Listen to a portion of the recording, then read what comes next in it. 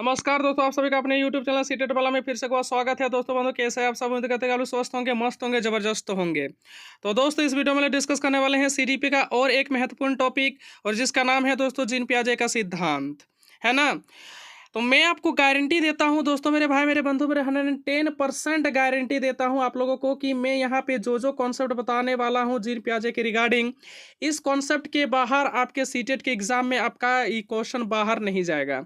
मैं आपको गारंटी देता हूं दोस्तों, और मैं आपसे वादा करता हूं कि जो जो कॉन्सेप्ट यहाँ पे मैं आपको बताने वाला हूं, जो कॉन्सेप्ट मैं यहाँ पे डिस्कस करने वाला हूं, इस कॉन्सेप्ट से बाहर आपका क्वेश्चन नहीं जाएगा। ठीक है, तो चलिए दोस्तों वीडियो को शुरू करते हैं बिना लेट किए हुए। तो सबसे पहले दोस्तों मैं अपने बारे में बता देता हूं। तो मैंने दोस्तों एस्टेट क्वालिफाई किया है, उसके बाद सीटेट को भी क्वालिफाई किया है। ठीक है, तो मैं अपनी एक्सपीरियंस से, यानी आपके पेपर में किस प्रकार का क्वेश्चन पूछा जाता है ना, उसका पूरा एनालिसिस करके मैंने वही कॉन्सेप्ट को ऐड किया है जो कि आपके सीटेट के पेपर में पूछा जाता है। ठीक है, तो चलिए दोस्तों शुरू करते हैं। तो हम लोगों का जो है दोस्तों, ये टॉपिक का नाम है जीन पियाजे का सिद्धांत। और जीन पियाजे जानते हैं दोस्तों कि आपके एग्जाम के पॉइंट ऑफ व्यू से कितना ज़्यादा महत्वपूर्ण है। ठीक है, तो सबसे पहले आप लोगों को जानना है कि जीन पियाजे का सिद्धांत जो है ना, यानी जीन पियाजे ने कौन सा सिद्धांत दिया था। तो याद रखिएगा दोस्तों कि जीन पियाजे ने कॉग्निशन डेवलपमेंट थ्योरी दिया था, यानी संज्ञानात्मक विकास का सिद्धांत दिया था। ठीक है, ये पहला बात आप लोगों को इसके रिगार्डिंग याद रखना है कि जीन पियाजे ने संज्ञानात्मक विकास का सिद्धांत को दिया है, जिसको अंग्रेजी में कॉग्निशन डेवलपमेंट थ्योरी कहा जाता है। ठीक है, ये आपके एग्जाम में क्वेश्चन नहीं आता है दोस्तों, लेकिन इसके बारे में थोड़ा सा बेसिक आपको जानना ही होगा, है ना। कि जीन पियाजे जो है स्विट्जरलैंड के मनोवैज्ञानिक थे। कहाँ के? स्विट्जरलैंड के मनोवैज्ञानिक थे। ये आपके पेपर में नहीं पूछा हुआ है ना। तो मैं जहां पे आपको बता दूं कि ये VVI पॉइंट है, आप इसको रट जाइएगा, आप इसको याद कर लीजिएगा। याद तो कुछ करना ही नहीं है दोस्तों। जीन पियाजे ने क्या बोला है, आप लोगों को ट्रिकी कॉन्सेप्ट से आप लोगों के माइंड में उतार दूंगा सारा चीज। ठीक है, आगे देखिए, बहुत ही इंपॉर्टेंट बात है ये वाला। अब ये जो पॉइंट मैं डिस्कस करने जा रहा हूं दोस्तों, ये पॉइंट बहुत ही महत्वपूर्ण है ना। तो जीन पियाजे का मानना है कि बच्चों में जैसे जैसे जैविक परिपक्वता आती है, वैसे वो वस्तुओं के बारे में अपने दिमाग में कॉन्सेप्ट बना लेते हैं। ये पॉइंट बहुत इंपॉर्टेंट है, ये पॉइंट बहुत ही महत्वपूर्ण है दोस्तों। कि जीन पियाजे क्या मानते हैं कि जैसे जैसे बच्चों में बायोलॉजिकल मैच्योरेशन आता है, वह वैसे ही क्या करता है, वस्तु के बारे में अपने दिमाग में, अपने माइंड में यानी कॉन्सेप्ट बना लेता है। ठीक है, ये पॉइंट को आप लोग थोड़ा सा ध्यान में रखिएगा, क्योंकि इस पॉइंट से क्वेश्चन आपका पूछा हुआ है आपके पेपर में। ठीक है, आगे बढ़े दोस्तों, चलिए आगे देखो। अब ये भी पॉइंट जो है दोस्तों बहुत ही अच्छा पॉइंट है और बहुत ही महत्वपूर्ण पॉइंट है। कि जीन पियाजे के अनुसार बच्चे सक्रिय ज्ञान के निर्माता, बहुत अच्छा है ना। जीन पियाजे के अनुसार बच्चे जो होते हैं, बच्चे सक्रिय ज्ञान के निर्माता होते हैं। और जीन पियाजे ने बच्चे को क्या कहा है ना, नन्हे वैज्ञानिक कहा है। बच्चे जो होते हैं नन्हे वैज्ञानिक होते हैं, ये किसने कहा है? इस टाइप का क्वेश्चन आपके सीटेट के पेपर में पूछा हुआ है ना। तो याद रखिएगा कि बच्चे को नन्हे वैज्ञानिक किसने कहा है। तो बच्चे को नन्हे वैज्ञानिक कहा है जीन पियाजे जी ने। ठीक है, और नन्हे वैज्ञानिक आप मतलब जीन पियाजे बच्चे को नन्हे वैज्ञानिक बोला क्यों है? तो देखो, क्योंकि बच्चे जो होते हैं वो संसार के बारे में अपने सिद्धांतों की रचना करते हैं। यानी बच्चा सोचता है कि आपका जो संसार है ऐसा होता है, ऐसा होता है, ऐसा होना चाहिए। मतलब बच्चा ही सोचता है कि संसार होगा कैसा, है ना। ये कौन बोलते हैं ना, जीन पियाजे जी बोलते हैं। और बहुत ही इंपॉर्टेंट पॉइंट है दोस्तों, इसको भी आप लोग ध्यान में रखिएगा। ठीक है, आगे बढ़ो। देखिए, जीन पियाजे के अनुसार बच्चों की चिंतन थिंकिंग, यानी चिंतन यानी थिंकिंग जो होती है दोस्तों, बसकों से क्वांटिटी में अलग नहीं होता है। ये पॉइंट को आप लोग माइंड में रखिएगा दोस्तों। हम क्या बोल रहे हैं कि जीन पियाजे के अनुसार यानी बच्चा का जो थिंकिंग होता है, बच्चों की जो आपका थिंकिंग होता है, बच्चों का जो चिंतन होता है, वो अडल्ट से क्वांटिटी यानी मात्रा में जो है वो अलग नहीं होता है, बल्कि आपका प्रकार में अलग होता है। और इस टाइप का क्वेश्चन आपके सीटेट के पेपर में पूछा हुआ है। एक बार फिर से सुनिए कि जीन पियाजे ने क्या कहा है कि बच्चों का जो चिंतन होता है वो वयस्क जिसको अडल्ट कहा जाता है, उसमें क्वांटिटी में अलग नहीं होता है, बल्कि दोस्तों मेरे भाई मेरे आपका प्रकार में अलग होता है। ठीक है, ये पॉइंट को भी आप लोग माइंड में रखिएगा। ठीक है, जो पॉइंट आपके एग्जाम में नहीं आएगा मैं उसको डायरेक्ट काट दूंगा कि ये आपके एग्जाम में नहीं आता है। जैसे मैंने आप लोगों को पहले ही बताया कि जीन पियाजे जो हैं कहाँ के मनोवैज्ञानिक थे, तो बाबू वो स्विट्जरलैंड के मनोवैज्ञानिक थे। ये पेपर में नहीं पूछता है, ठीक है। लेकिन अभी तक हम लोगों ने जितना भी पॉइंट्स को डिस्कस किया है, सारे के सारे पॉइंट्स एग्जाम के पॉइंट ऑफ व्यू से बहुत ही ज़्यादा महत्वपूर्ण है। मैं आप लोगों से दोस्तों वादा किया है कि सीडीपी की गारंटी मेरा है ना।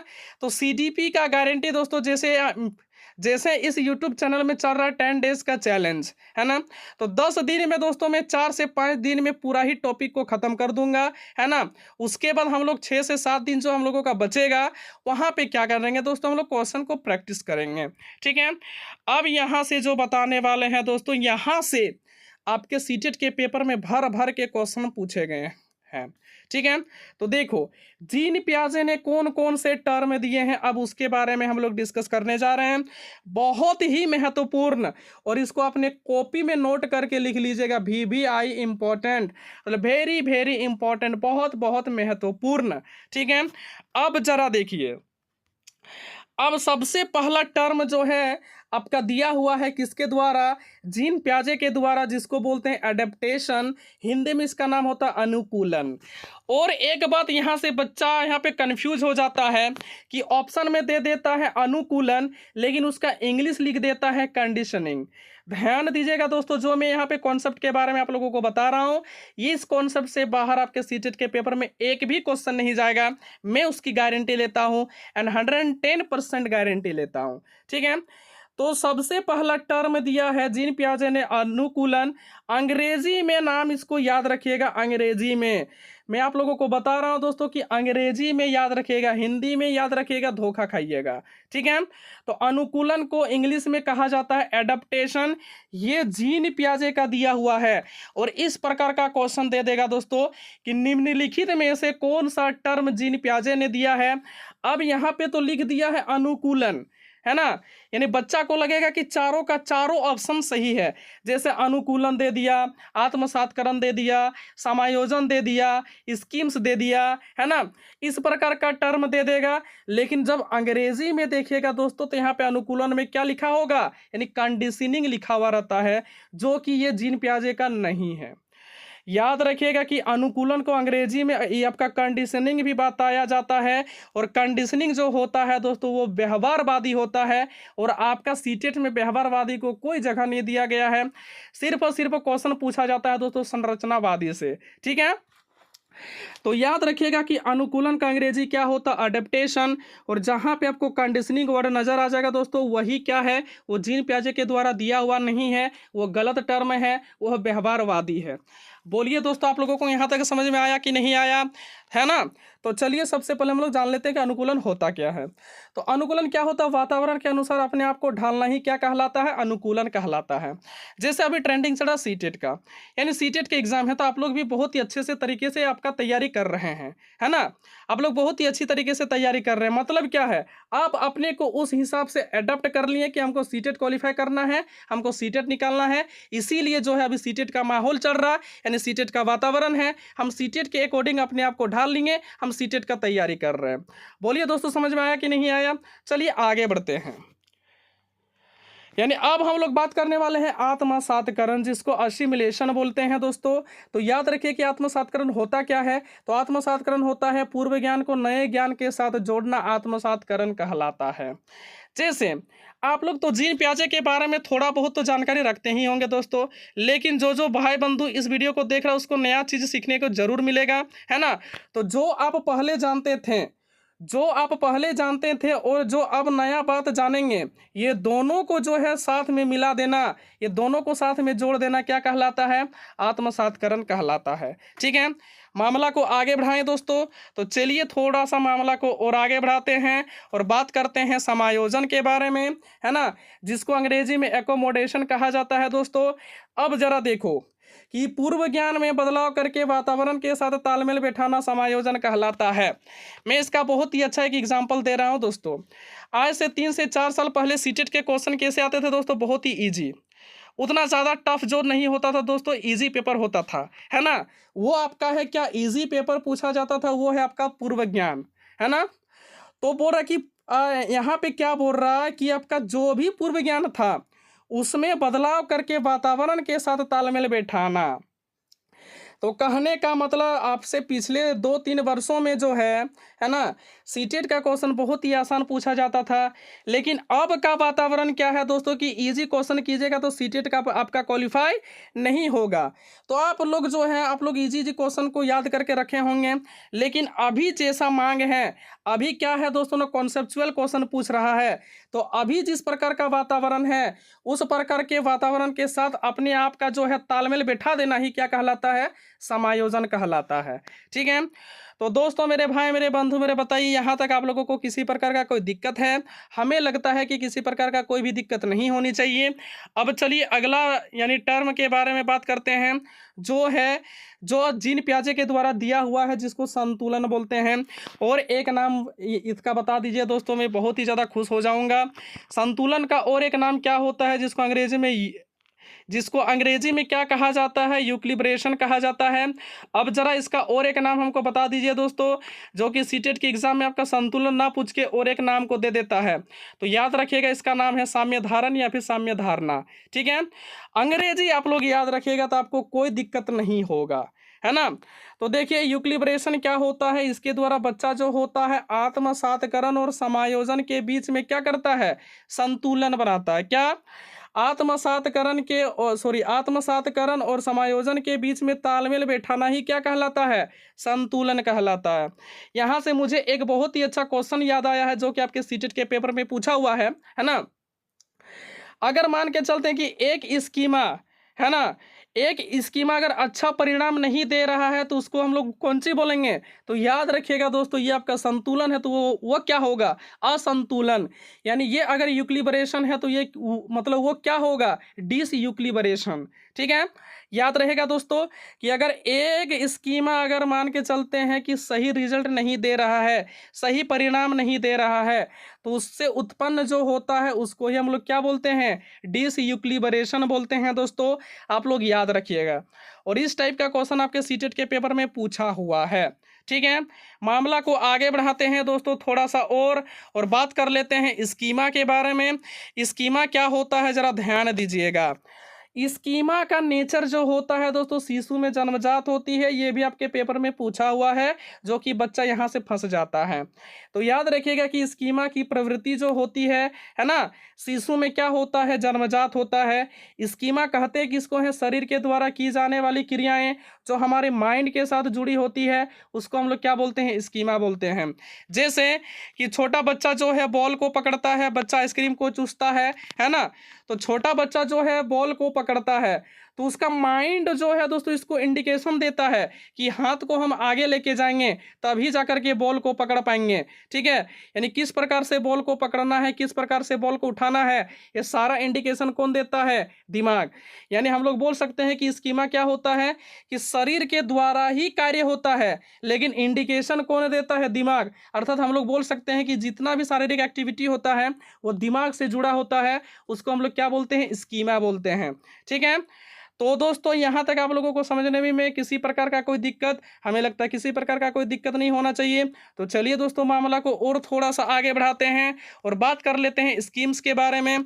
जो मैंने यहाँ पे टर्म को ऐड किया है, जो टर्म मैं आप लोगों को यहाँ पे बता रहा हूँ, इस टर्म के बाहर आपके सीटेट के पेपर में क्वेश्चन जाएगा ही नहीं, मैं आपको गारंटी देता हूँ।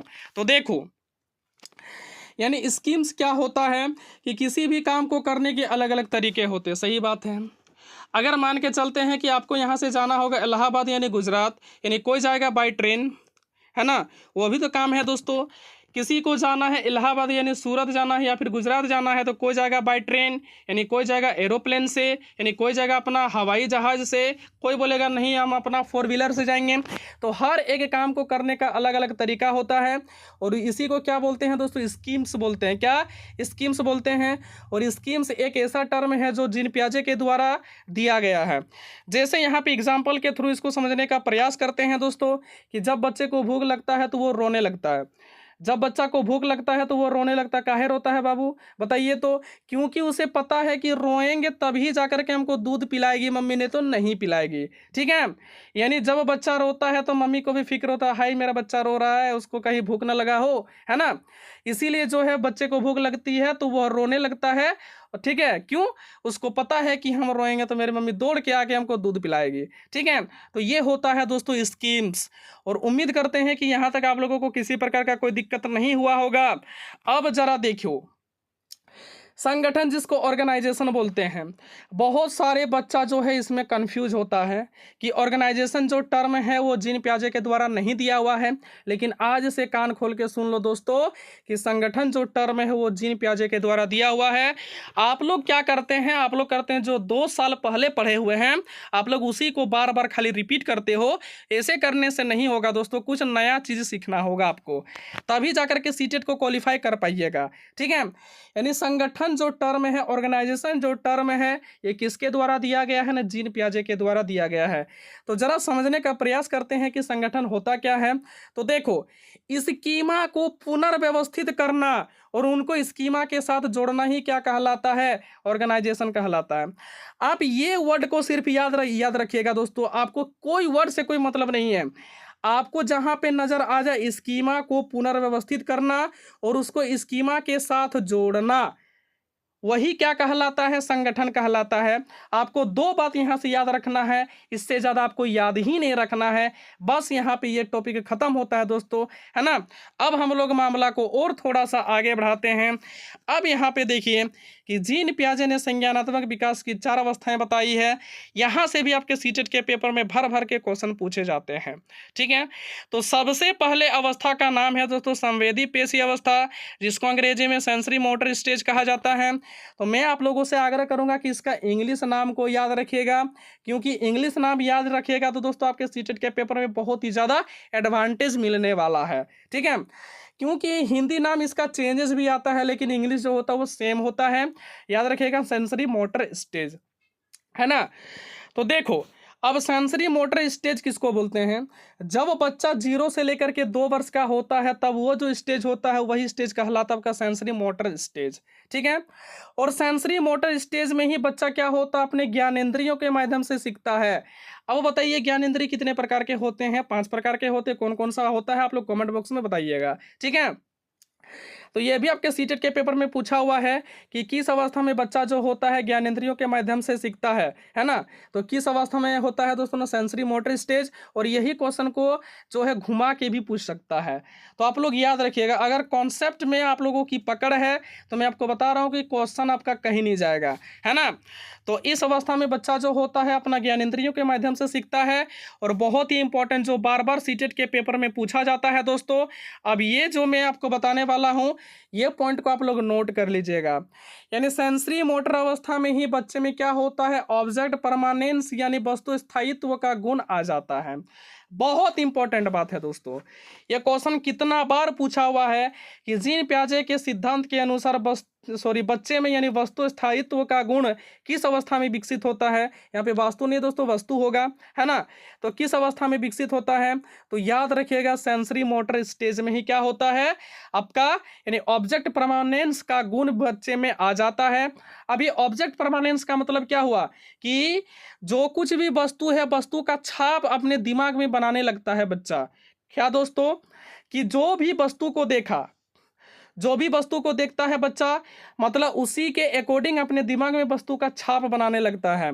तो अगला पॉइंट वही है कि बच्चा अपने दिमाग में वस्तुओं की छाप बनाना, यहाँ पे बच्चा अपने छाप होगा दोस्तों, यहाँ पे टाइपिंग में मिस्टेक हो गया है, उसके लिए सॉरी। ठीक है, यानी बच्चे अपने दिमाग में वस्तुओं के बारे में जो है छाप बनाना शुरू कर देता है। जब वो वस्तु के बारे में छाप बनाना शुरू कर देता है तो बच्चा जो होता है वो छिपी हुई वस्तु को भी ढूंढ लेता है। याद रखिएगा कि बच्चा जो होता है वो छिपी हुई वस्तुओं को भी क्या करता है, ढूंढ लेता है। ठीक है, अब दूसरे स्टेज की ओर हम लोग जा रहे हैं और जिसका नाम है पूर्व संक्रियात्मक अवस्था। मैंने आप लोगों को बताया दोस्तों कि इसका इंग्लिश नाम याद रखिएगा, है ना। यहाँ पे नाम से ही पता चल रहा है दोस्तों, क्या है ना, यहाँ पे लिखा हुआ है पूर्व संक्रियात्मक। पूर्व का मतलब पहले होता है, संक्रिया का मतलब होता है क्रिया, यानी वह अवस्था जो क्रिया करने से पहले वाला होता है उसी को हम लोग क्या बोलते हैं, पूर्व संक्रियात्मक अवस्था बोलते हैं। ठीक है, तो इसका जो उम्र होता है 2 से 7 वर्ष तक माना जाता है, यानी पूर्व संक्रियात्मक अवस्था का उम्र क्या होता है, 0 से 2 वर्ष तक माना जाता है। अब जरा देखो, मैंने अभी आप लोगों को समझाया, यह क्रिया करने से पहले की अवस्था है। नाम से ही पता चल रहा है दोस्तों, पूर्व का मतलब पहले होता है, संक्रिया का मतलब क्रिया होता है, मतलब वह अवस्था जो क्रिया करने से पहले वाला होता है उसी को हम लोग क्या बोलते हैं, पूर्व संक्रियात्मक अवस्था।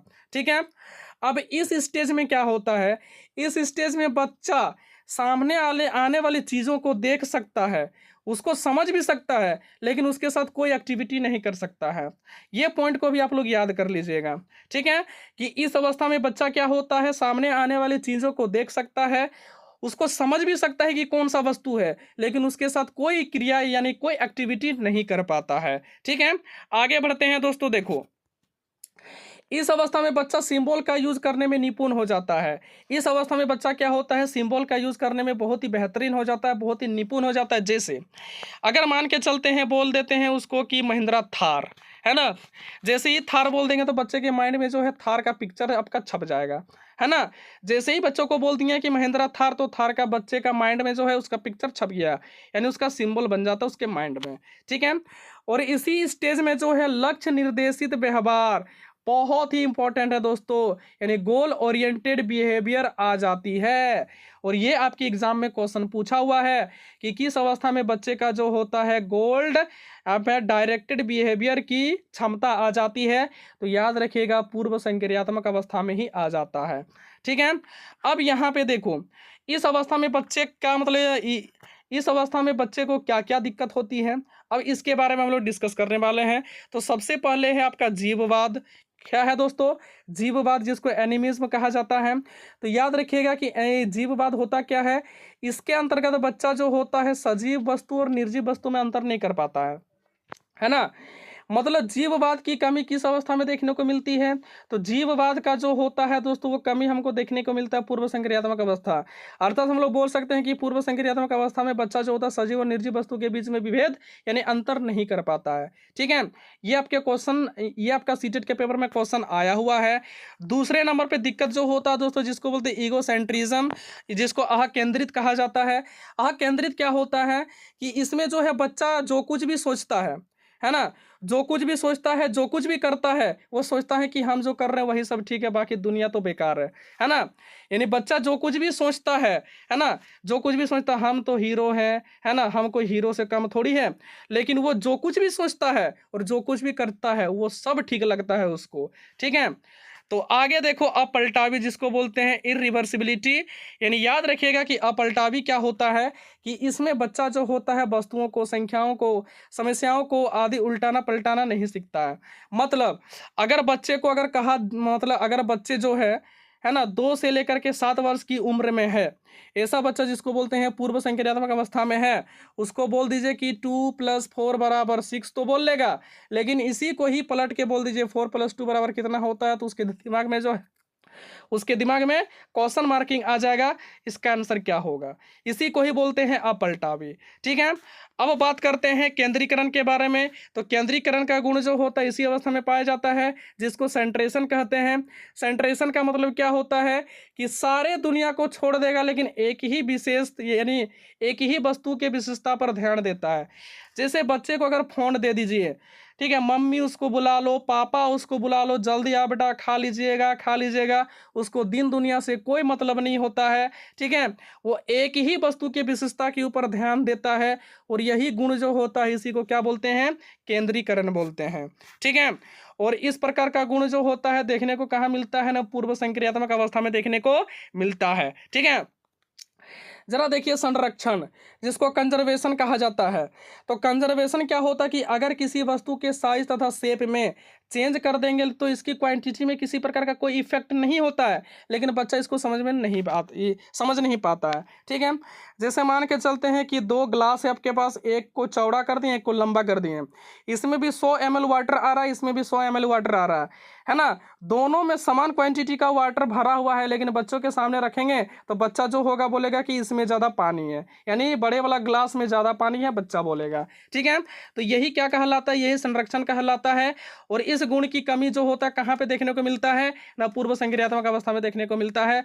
और ये क्वेश्चन आपका आया हुआ सीटेट के पेपर में 21 जनवरी 2024 का पेपर में क्वेश्चन आपका आया हुआ है। ठीक है, तो बोल रहा था कि यानी क्वेश्चन कैसा पूछा था कि निम्नलिखित में से कौन सा सही क्रम है, वहां पे लिख दिया था संवेदी पेशीय अवस्था में ये होता है। ठीक है, या फिर पूर्व संक्रियात्मक अवस्था में ये होता है, या तो मूर्त संक्रियात्मक अवस्था में ऐसा होता है, या तो अमूर्त संक्रियात्मक अवस्था में ऐसा होता है। आपको चुन के सही वाला टिक लगाना था, जो कि ये क्वेश्चन सही था आपका। पूर्व संक्रियात्मक अवस्था, संरक्षण, जीववाद, इस प्रकार का क्वेश्चन दिया था। ठीक है, तो दोस्तों, मेरे भाई, मेरे बंधु, मेरे यहाँ तक आप लोगों को समझने में किसी प्रकार का कोई दिक्कत हुआ? हमें लगता है किसी प्रकार का कोई भी दिक्कत नहीं होनी चाहिए।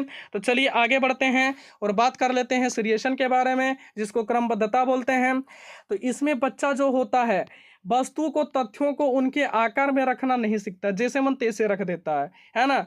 अगर कोई बड़ा वस्तु है तो उसको ऊपर में रख दिया, कोई छोटा वस्तु तो उसको नीचे में रख दिया।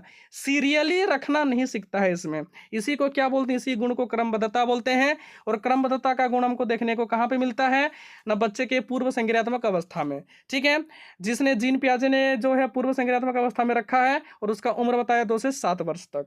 ठीक है, अब हम लोग आगे बढ़ते हैं और बात करते हैं मूर्त संक्रियात्मक अवस्था यानी कॉन्क्रीट ऑपरेशनल स्टेज के बारे में। तो इसका उम्र जो माना जाता है, इसका उम्र माना जाता है 7 से 11 वर्ष। अब देखिए बच्चा जो है किस स्टेज में पहुंच चुका है, 7 से 11 वर्ष के स्टेज में पहुंच चुका है। ठीक है, तो इस अवस्था में बच्चा सामने रखी हुई चीजों को ही देखकर कुछ कर सकता है। बहुत इंपॉर्टेंट पॉइंट, बहुत ही, ये 10 करोड़ का इंपॉर्टेंट पॉइंट है दोस्तों, कि इस अवस्था में बच्चा जो होता सामने रखी हुई वस्तु या फिर सामने रखी हुई चीजों को देख करके, मतलब मूर्त चीजों के बारे में जो है मूर्त चिंतन कर सकता है ना। जो वस्तु उसके सामने रहेगा उसी के बारे में जो है उसी के बारे में मतलब सोच सकता है, देख सकता है, कुछ कर सकता है। यानी ये चीज जो है दोस्तों मूर्त चिंतन कर सकता है ना। ये किसकी और इंडिकेशन दे रहा है, ये इंडिकेशन दे रहा है कि बच्चा जब होता आपका मूर्त संक्रियात्मक अवस्था में, तो बच्चे सिर्फ मूर्त चीजों पर ही चिंतन कर सकता है। तो ये आपके सीटेट के पेपर में क्वेश्चन आता है कि मूर्त चिंतन का विकास बच्चे में किस अवस्था में होता है। तो याद रखिएगा दोस्तों, किस अवस्था में होता है, तो मूर्त संक्रियात्मक अवस्था में होता है। ठीक है, अब जरा देखो, इसी अवस्था में जो होता है अपलटावी का भी गुण आ जाता है, जीववाद का भी गुण आ जाता है, भार का गुण आ जाता है, मुद्रा का गुण आ जाता है, संरक्षण का गुण आ जाता है, और क्रमबद्धता का गुण आ जाता है। ये सब का गुण आ जाता है।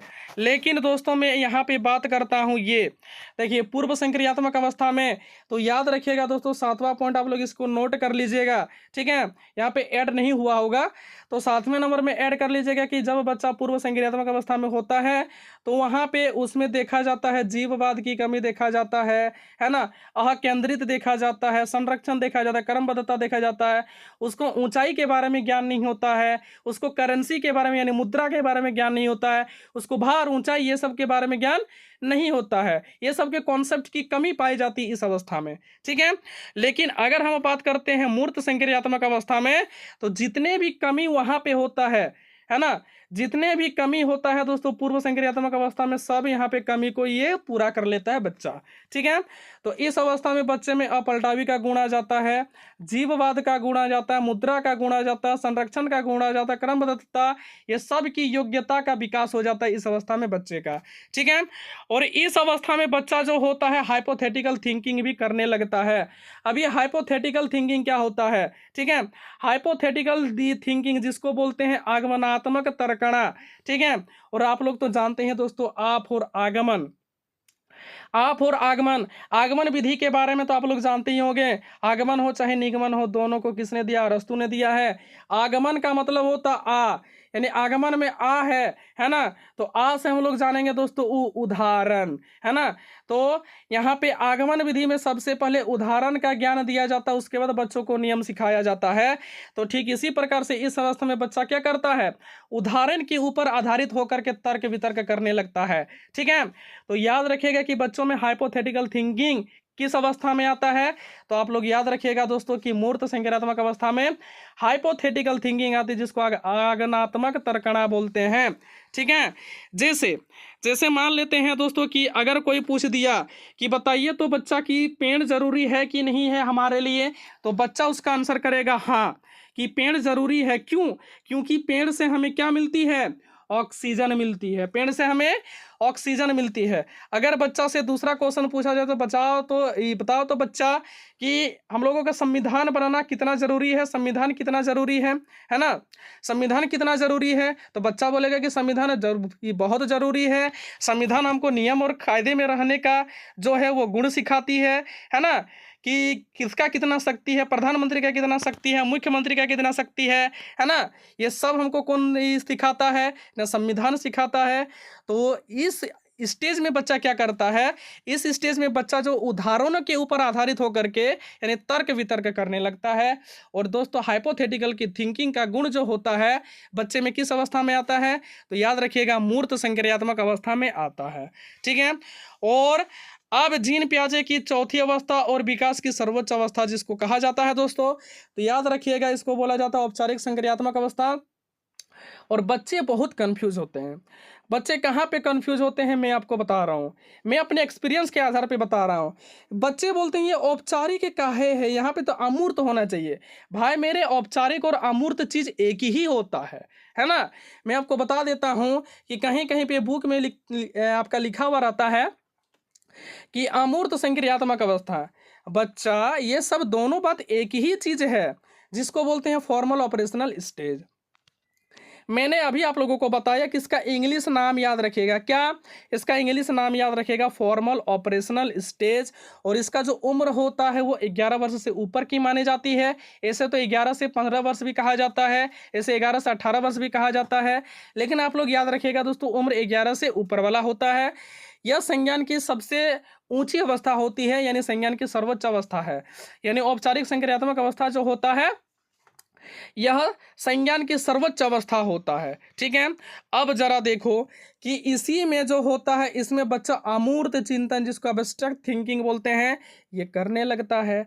और ये आपके सीटेट के पेपर में क्वेश्चन आया हुआ है, तो याद रखिएगा मूर्त में क्या होता है, बच्चा मूर्त चीज़ों पर तर्कना कर सकता है।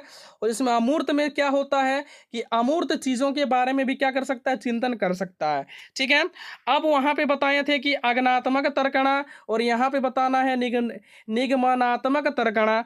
अब इसमें क्या होता है, इसमें बच्चा जो होता है उदाहरण नियमों के ऊपर आधारित होकर के तर्क वितर्क करता है। उसमें क्या था, उसमें आपका क्या था दोस्तों कि उसमें उदाहरण के ऊपर आधारित होकर के तर्क वितर्क करता था, लेकिन इसमें नियम के अनुसार जो है आधारित होकर के तर्क वितर्क करता है बच्चा, ठीक है। लेकिन यहाँ पे दोस्तों यहाँ पे आप लोगों का सीटेट के पेपर में और एक क्वेश्चन आता है ना, क्या क्वेश्चन आता है मैं आपको बता देना चाहूँगा। तो देखिए आपके सीटेट के पेपर में आता है जीन पियाजे की आलोचना, है ना।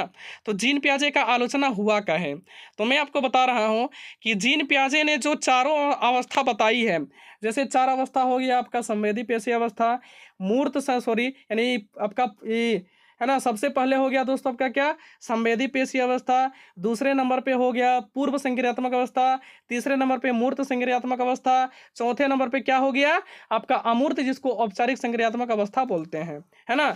ये चारों को जीन पियाजे ने अपरिवर्तनशील बताया है, क्या अपरिवर्तनशील बताया है। तो आप ही लोग जरा सोच के बताइए दोस्तों, ये चारों अवस्था जो है अपरिवर्तनशील हो सकता है, ठीक है। हमें तो नहीं लगता है कि ये जो है अपरिवर्तनशील हो सकता है, ठीक है। उसके बाद जीन पियाजे ने बताया है कि पहले बच्चे की डेवलपमेंट होती है, उसके बाद बच्चे की लर्निंग यानी अधिगम होता है, ठीक है। ये दो इसका जो है आलोचनाएं हैं। सबसे पहले बात बताया कि चारों जो अवस्थाएं होता है वो अपरिवर्तनशील होता है, और दूसरा जो है दोस्तों उन्होंने बताया कि यानी बच्चे में सबसे पहले डेवलपमेंट होता है उसके बाद अधिगम होता है, ठीक है। अब देखिए जिसका डेवलपमेंट नहीं होता है वो भी तो अधिगम करता है, हाँ या ना। एकदम करता है। ठीक है, हम लोग टॉपिक को शुरू करते हैं और टॉपिक का हमारा क्या नाम है दोस्तों, लेवाइगोस्की का सिद्धांत। तो एकदम सुंदर तरीके से समझेंगे दोस्तों, और ज़्यादा आप लोगों को ज़्यादा से ज़्यादा बात को भी याद नहीं करवाना है हमको, सिर्फ आपको 5 से 6 बात को याद रखना है। लेवाइगोस्की का टॉपिक आपका ख़त्म हो गया।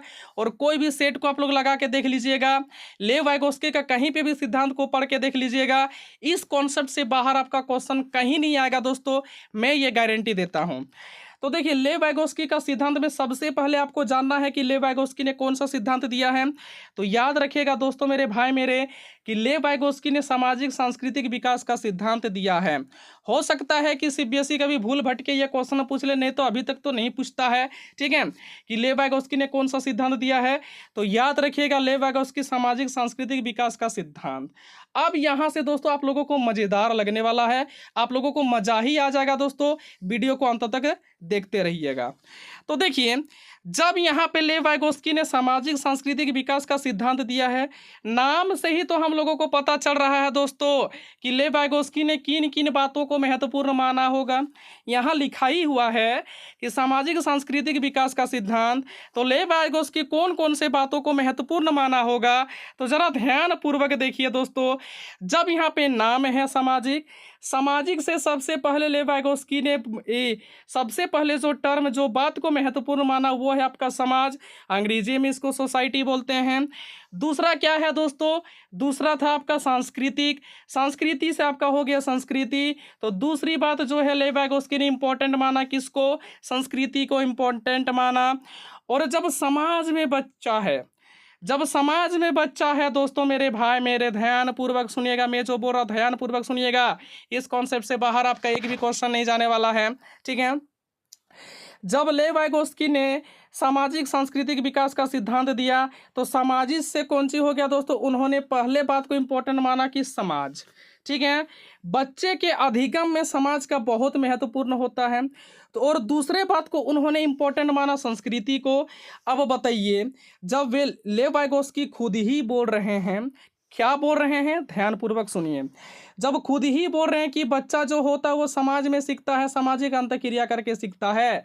बच्चों ध्यान पूर्वक सुनिए, यहाँ पे जब लेवाइगोस्की बोल रहे हैं कि बच्चा जो होता है वो समाज में सामाजिक अंतःक्रिया करके सीखता है, तो सामाजिक अंतःक्रिया करने के लिए क्या इंपॉर्टेंट है दोस्तों, आप लोग हमको बताइए।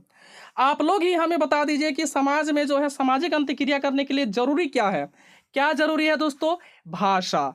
क्या जरूरी है, भाषा जरूरी है। तो तीसरा इंपॉर्टेंट बात इन्होंने किसको माना, भाषा को माना, यानी लैंग्वेज को माना। फिर से सुनिए दोस्तों, लेवाइगोस्की ने कौन सा सिद्धांत दिया, लेवाइगोस्की ने दिया है सामाजिक सांस्कृतिक विकास का सिद्धांत। सामाजिक का मतलब इन्होंने तीन बात को महत्वपूर्ण माना था। सबसे पहला बात हो गया समाज, दूसरा बात हो गया संस्कृति। जब बच्चा जो बोलता है कि समाज में अंतःक्रिया करके सीखता है, तो अंतःक्रिया किसके माध्यम से होगा दोस्तों, अंतःक्रिया जो होता है वो तो भाषा से ही न होगा, लैंग्वेज से ही न होगा। तो तीसरी बात दोस्तों इसने क्या दिया कि भाषा भी इम्पोर्टेंट होता है। जो मैं यहाँ पे बताया एकदम याद रखिएगा दोस्तों, यही एकदम हूब टू हूब क्वेश्चन आएगा आपके एग्जाम में। ठीक है, क्योंकि मैंने खुद दिया है, मैंने खुद एक्सपीरियंस किया है कि किस प्रकार का क्वेश्चन पूछा जाता है आपके सीटेट के एग्जाम में। ठीक है, मैं आपसे रट्टा नहीं मरवाऊंगा दोस्तों, आपको सिर्फ ऐसा कॉन्सेप्ट बताऊंगा जो आपके दिमाग में सीधे छप जाएगा। ठीक है, तो समाज को इंपॉर्टेंट माना, संस्कृति को इंपॉर्टेंट माना। तो समाज में बच्चा अंतःक्रिया करता तो किसके माध्यम से करता, भाषा, है ना। अब आगे बढ़ें दोस्तों, हाँ या ना बोलिए, आगे बढ़ें। चलिए आगे बढ़ते हैं। अब जरा सा देखिए यहाँ पे कि लेवाइगोस्की तो बोल दिया कि तीसरा भाषा को उन्होंने इम्पोर्टेंट माना। तो याद रखिएगा दोस्तों, ये भी क्वेश्चन आया हुआ है। तो लेवाइगोस्की के अनुसार भाषा सबसे पहले आता है, यानी बच्चों में भाषा सबसे पहले आता है, विचार बाद में आता है। ये बहुत ही महत्वपूर्ण पॉइंट है दोस्तों मेरे भाई मेरे बंधु मेरे, कि बच्चे में जो है भाषा का विकास पहले होता है, यानी विचार का विकास आपका बाद में होता है। ठीक है, अर्थात हम लोग अगर बोले तो ये आपका कतई गलत नहीं होगा कि भाषा जो होता है विचार को सुसाधित करती है, भाषा जो होता है वो चिंतन को सुसाधित करती है। ये कौन बोलते हैं? लेव वाइगोस्की बोलते हैं। लेकिन इनके अपोजिट जो आपके जीन पियाजे जी हैं, जीन पियाजे का क्या कहना है कि बच्चे में सबसे पहले विचार आता है, उसके बाद बच्चे में भाषा आता है। यानी जीन पियाजे का कहना है दोस्तों कि यानी विचार जो होता है वो भाषा को सुसाधित करती है। विचार का मतलब ही क्या हुआ दोस्तों? चिंतन। यानी चिंतन जो होता है वो लैंग्वेज को सुसाधित करती है, भाषा को सुसाधित करती है। ठीक है, तो दोस्तों आप लोगों को एक एक टर्म के बारे में जानकारी मिल गई। मैं आपको फिर से कह रहा हूं दोस्तों, मैं आपको गारंटी देता हूं कि इस कॉन्सेप्ट से बाहर आपका क्वेश्चन एक भी नहीं जाएगा सीटेट के पेपर में, मैं आपको गारंटी देता हूं। ठीक है, यहां तक आप लोगों को बेहतरीन तरीके से समझ में आया। तो चलिए दोस्तों अब हम लोग आगे बढ़ते हैं। आगे हम लोग यानी अब जो हम लोग सीखने वाले हैं, अब जरा ध्यानपूर्वक सुनिएगा। यहाँ पे हम लिखे हैं सहायता और मदद। आप लोगों को कुछ भी समझ में नहीं आया, चलिए मैं समझाता हूँ आपको। जैसे लेव वाइगोस्की का कहना है कि बच्चा जो होता है सामाजिक अंतक्रिया करके सीखता है। ठीक है, अब बताइए जब यहाँ पे सामाजिक यानी सोशल इंटरेक्शन करता है दोस्तों, जब सोशल इंटरेक्शन करता है तो बताइए कि बच्चा कहीं पे फंसेगा या फिर नहीं फंसेगा? सो बोलिए हमको, हाँ या ना। कमेंट बॉक्स में आप लोग बताइए दोस्तों कि बच्चा फंसेगा या फिर नहीं फंसेगा? एकदम फंसेगा। अब जहीं पे फंसेगा दोस्तों आप उन लोग को क्या दीजिए? सहायता दीजिए। लेव वाइगोस्की क्या कहते हैं ना, उनको अब बच्चे को आप सहायता दीजिए, बच्चे को सहायता दीजिए। अब बच्चे को सहायता दीजिए, इसका मतलब कौन सी हुआ कि लेव वाइगोस्की का कहना है कि बहुत सारे ऐसे जटिल कार्य होते हैं जिसको बच्चा जो है खुद नहीं कर पाता है, लेकिन अगर कोई व्यक्ति इसको थोड़ा सा सहायता दे देता है तो जटिल कार्य को भी बच्चा या फिर कर सकता है। हाँ या ना दोस्तों? हाँ या ना आप लोग बोलिए। आप लोगों को समझ में आ रही है मेरा बात दोस्तों, है ना? कि लेव वाइगोस्की कहता है कि बहुत सारे काम में फंसता है बच्चा तो उसको आप सहायता दीजिए। इसका मतलब क्या हुआ कि बच्चा जो होता है सहायता से सीखता है, मदद से सीखता है, जिसको अंग्रेजी में हेल्प कहा जाता है। ठीक है, अब लेव वाइगोस्की ने सहायता को दो भागों में बांटा है। कितने भागों में दोस्तों? एक को कहा जाता है स्कैफोल्डिंग और दूसरे को कहा जाता है दोस्तों मेरे भाई मेरे बंधु मेरे जेडपीडी, और इसका हिंदी नाम होता है समीपस्थ विकास का क्षेत्र। ठीक है, लेव वाइगोस्की अभी क्या बोल रहे थे? अभी बोल रहे थे कि बच्चा अगर कहीं पे फंसता है तो आप उनको सहायता दीजिए, आप उनको सहायता दीजिए। सहायता जो होता है दोस्तों वो दो प्रकार से दिया जाता है। एक प्रकार को बोलते हैं स्कैफोल्डिंग और दूसरे प्रकार को बोलते हैं जेडपीडी। जेडपीडी का मतलब होता है दोस्तों समीपस्थ विकास का क्षेत्र, और स्कैफोल्डिंग का मतलब होता है ढांचा, मचान या फिर पाड़। ठीक है, जो मैं यहाँ पे हिंदी वर्ड लिखा हूँ दोस्तों वही आपके सीटेट के एग्जाम में आएगा, एकदम हूब टू हूब। मैं आपको 110% गारंटी देता हूँ। लेकिन थोड़ा सा हम लोग जान लेते हैं दोस्तों कि आखिर ढांचा, मचान, पाड़ जिसको स्कैफोल्डिंग बोलते हैं वो होता क्या है ना? ये भी सहायता है, ये भी सहायता है, हाँ या ना? यानी लेव वाइगोस्की के अनुसार इसके फोल्डिंग भी सहायता देना कहलाता है, और जेडपीडी भी क्या होता है दोस्तों? सहायता देना ही कहलाता है। तो ध्यान पूर्वक सुनिए कि दोनों में अंतर क्या है दोस्तों। तो दोनों में अंतर क्या है जरा ध्यान पूर्वक सुनिए। ऐसी सहायता जो बच्चों को शुरुआत में दिया जाता है, क्या बोले दोस्तों? ऐसी सहायता, सॉरी, यहाँ यानी ऐसी सहायता जो बच्चों को शुरुआत में दिया जाता है। कहाँ पे? शुरुआत में बच्चों को जो सहायता दिया जाता है उसको बोलते हैं स्कैफोल्डिंग। क्या बोलते हैं दोस्तों? उसको बोलते हैं स्कैफोल्डिंग। और समीपस्थ विकास का क्षेत्र यानी जेडपीडी किसको बोलते हैं? वह सहायता जो बच्चे को बीच में दिया जाता है। क्या? जो बच्चे को बीच में दिया जाता है उसको बोलते हैं समीपस्थ विकास का क्षेत्र यानी जेडपीडी बोलते हैं। लेकिन यहाँ पे भी सहायता वर्ड आया है, यहाँ पे भी सहायता वर्ड आया है। तो जीन पियाजे बोलता है कि अगर बच्चा फंस जाए तो बाबू आप उसको सहायता दे दो, आप उसको सहायता दे दो, बच्चा वो काम कर लेगा। अब बताइए सहायता देगा कौन? ये भी तो क्वेश्चन क्रिएट होता है दोस्तों कि सहायता आखिरकार देगा कौन? तो याद रखिएगा दोस्तों मेरे भाई मेरे बंधु मेरे, कि सहायता देने वाले व्यक्ति का नाम होता है MKO। कौन होते हैं दोस्तों? MKO। इसको अंग्रेजी में कहा जाता है M फॉर मोर और K for knowledgeable, O for other, और इसी का नाम होता है दोस्तों अधिक जानकार अन्य। क्या होता है? अधिक जानकार अन्य इसी का नाम है। याद रखिएगा कि सहायता कौन आपका देता है, सहायता देता है MKO। इसको क्या बोला जाता है, अधिक जानकार अन्य, या फिर अंग्रेजी में इसको बोला जाता है मोर नॉलेजेबल अदर। अब यहाँ से एक क्वेश्चन आया था दोस्तों, यहाँ से आपका क्वेश्चन आया था 21 जनवरी 2024 में, है ना। 21 जनवरी 2024 में जो आप लोगों का सीटेट का पेपर हुआ था, ये क्वेश्चन आया था कि बच्चा जो है मान के चलते हैं कोई क्वेश्चन को सॉल्व कर रहा है और वो बीच में फंस जाता है, तो उसको सहायता कौन दे सकता है। इसी प्रकार से क्वेश्चन था कि अधिक जानकार अन्य अंदर होगा या बाहर होगा, ZPD के अंदर होगा या फिर बाहर होगा। तो याद रखिएगा दोस्तों, मेरे भाई मेरे बंधु मेरे, कि जो भी सहायता देगा वो ZPD के अंदर होगा, ZPD के अंदर होगा। यानी बच्चों को पोटेंशियल लेवल से ज़्यादा हमको सहायता नहीं देना है, यानी पोटेंशियल लेवल तक पहुंच जाए उतना ही हमको क्या देना है, सहायता देना है।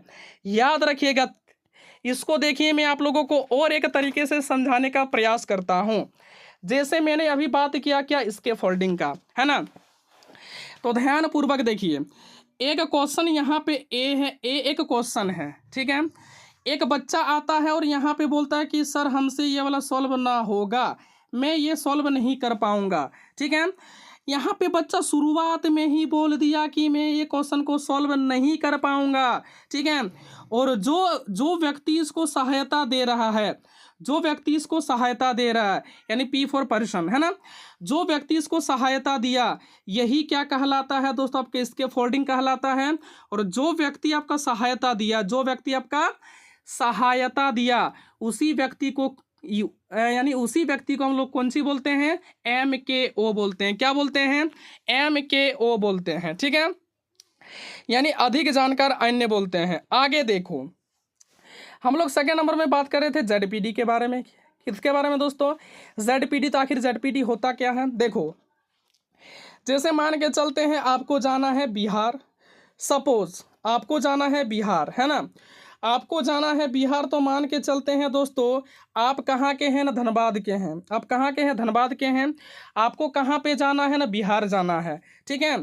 तो आप धनबाद के हैं, तो आप बोलिएगा कि मैंने तो जो है बिहार का रास्ता मैंने नहीं देखा है, ठीक है।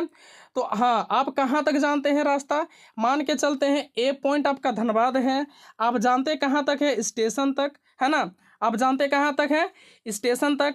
स्टेशन में आपको कोई बता रहा है, स्टेशन में आप किसी व्यक्ति से पूछे, आपको कोई व्यक्ति बता रहा है, हाँ यहाँ से ये रेलगाड़ी जो है आपका पटना जंक्शन तक जाएगी, है ना, आपका पटना जंक्शन तक जाएगी। मान के चलते हैं सी आपका क्या है, पटना जंक्शन यानी बिहार है, ठीक है, यानी पटना जंक्शन तक जाएगी। अब ये जो व्यक्ति आपको मार्गदर्शन दिया, ये जो व्यक्ति आपको बताया, वही कौन है दोस्तों, MKO है। वही क्या है, MKO है। आप यहाँ से यहाँ तक नहीं जानते थे, आप यहाँ से यहाँ तक नहीं जानते थे, लेकिन ये व्यक्ति जो आपको हिंट्स दे दिया, ये व्यक्ति जो आपको डायरेक्टेड कर दिया, ये व्यक्ति जो आपको निर्देश दे दिया, ये जो व्यक्ति आपको सिखा दिया, है ना, तो यही व्यक्ति कौन है, MKO है।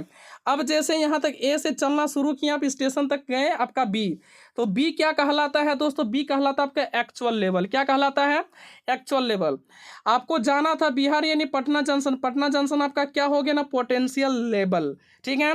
तो याद रखिएगा दोस्तों, यही इसी बीच का जो आपका डिफरेंस होता है, इसी को क्या बोलते हैं, ZPD बोलते हैं। क्या बोलते हैं, इसी को हम लोग ZPD बोलते हैं। तो याद रखिएगा, एक्चुअल लेवल और पोटेंशियल लेवल के बीच का जो डिफरेंस होता है, उसी को हम लोग क्या बोलते हैं, ZPD। हो सकता है दोस्तों कि आपके पेपर में डायरेक्ट क्वेश्चन यही पूछ दे कि एक्चुअल लेवल और पोटेंशियल लेवल के बीच का डिफरेंस को हम लोग कौन सी बोलते हैं। तो याद रखिएगा दोस्तों, मेरे भाई मेरे बंधु मेरे, कि एक्चुअल लेवल और पोटेंशियल लेवल के बीच के डिफरेंस को हम लोग क्या बोलते हैं, ZPD बोलते हैं, समीपस्थ विकास का क्षेत्र बोलते हैं। अब बताइए दोस्तों, आप लोग कमेंट बॉक्स में कि आप लोगों को समझ में आया कि नहीं आया, बताइए। ले वाइगोत्स्की का सिद्धांत आप लोगों को आसान लग रहा है ना, आपको टफ लग रहा है, हमको बताइए, ठीक है। उम्मीद करते हैं कि आप लोगों को बेहतरीन तरीके से समझ में आया होगा। अब जरा सा गौर फरमाइएगा दोस्तों, जो बहुत इंपॉर्टेंट बात करने वाले हैं हम। बहुत सारे आपको यूट्यूबर बहुत चीज़ करवाता है, लेकिन ये आपको कभी नहीं करवाता है। और यही आपका जुलाई 2024 यानी जो आप लोगों का एग्जाम हुआ दोस्तों, उसमें क्वेश्चन पूछा हुआ था, ठीक है। अगर क्वेश्चन नहीं पूछा है तो दोस्तों आप लोग जो है जुलाई वाला क्वेश्चन पेपर 2024 में जो आपका पेपर हुआ वो पेपर को आप लोग उठा के देख लीजिएगा। अगर क्वेश्चन नहीं आया तो कमेंट में हमको गाली दे दीजिएगा, ठीक है। तो वाइगोस्की और पियाजे के बीच में क्या समानता है?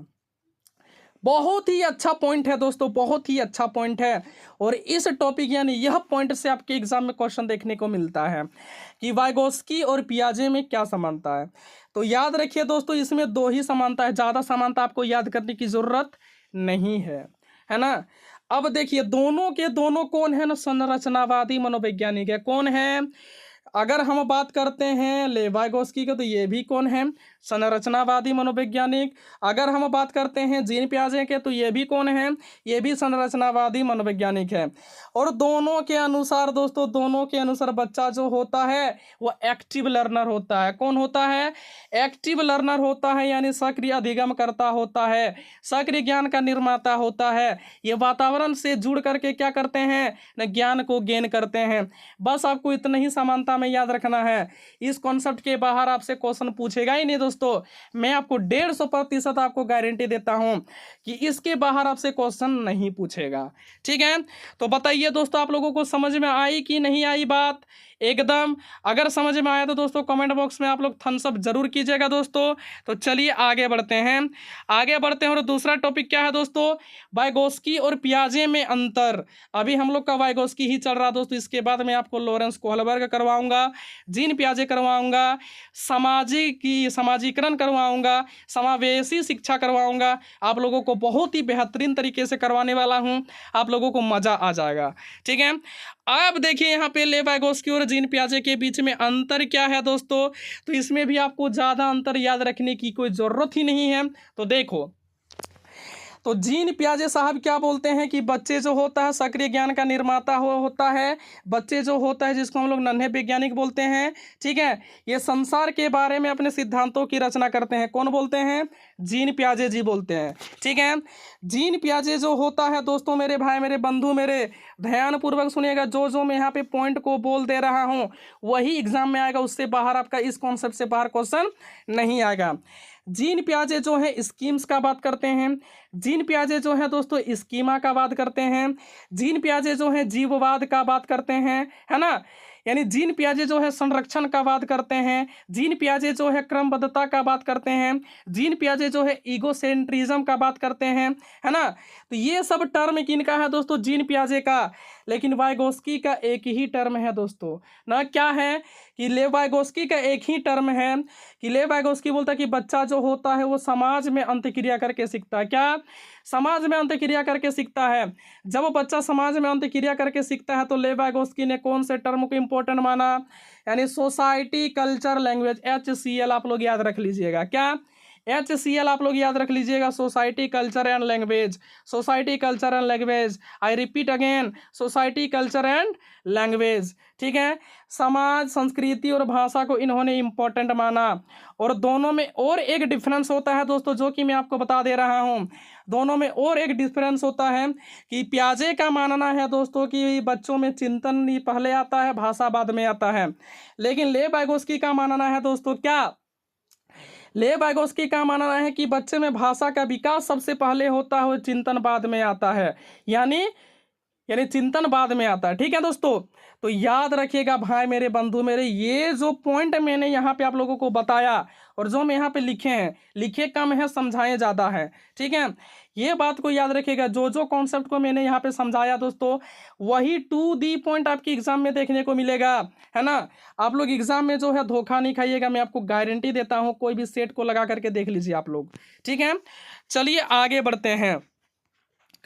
आगे क्या है? बच्चों का स्वयं से बात करना। ये क्वेश्चन इतना बार आया है दोस्तों, इतना बार आया है कि मैं आपको क्या ही बताऊं कि बच्चे जो होता है स्वयं से बात जो करते हैं उसको क्या बोला जाता है ना। यानी लेव वाइगोस्की के अनुसार बच्चों का स्वयं से बात करना क्या कहलाता है? तो याद रखिएगा दोस्तों कि लेव वाइगोस्की के अनुसार बच्चों का स्वयं से बात करना निजी वाक्य कहलाता है, या तो व्यक्तिगत वार्ता कहलाता है, या तो निजी वार्ता कहलाता है दोस्तों। जो मैंने यहाँ पे लिखा है, और इसको इंग्लिश में क्या बोलते हैं? इसको इंग्लिश में बोला जाता है क्या दोस्तों? आप लोग कॉमेंट बॉक्स में बताइए, है ना। आप लोग तो कमेंट बॉक्स में बताइए कि इसको इंग्लिश में क्या बोला जाता है। निजी वाक्य को प्राइवेट स्पीच बोला जाता है, ठीक है। अब देखो, यानी बच्चा जो है स्वयं से बात कर रहा है, इसका मतलब क्या है कि वह अपने जटिल कार्यों की योजना बना रहा है। वो बच्चा क्या कर रहा है, लेव वाइगोस्की बोलते हैं कि बच्चा स्वयं से बात कर रहा, स्वयं से बड़बड़ा रहा है, मेरा ये सामान कहाँ है, मेरा वो सामान कहाँ है ना, मेरा ड्रेस कहाँ है, तुमको ये नहीं मिला।